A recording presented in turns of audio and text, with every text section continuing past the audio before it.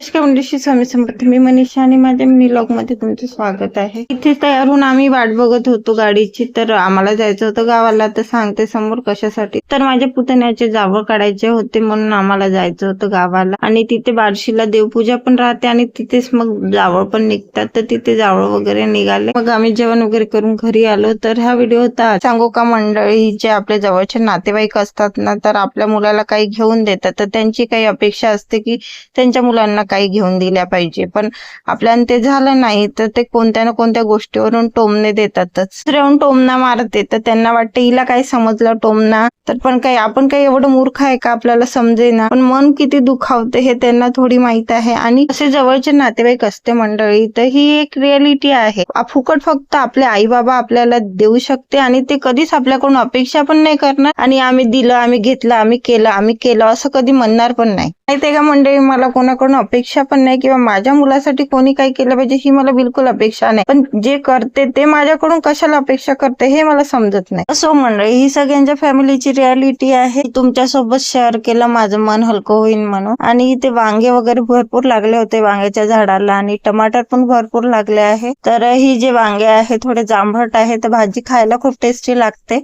आणि चिकू पण लागले आहेत. तर असा काही दिवस गेला. व्हिडिओ आवडल्यास फॉलो कर.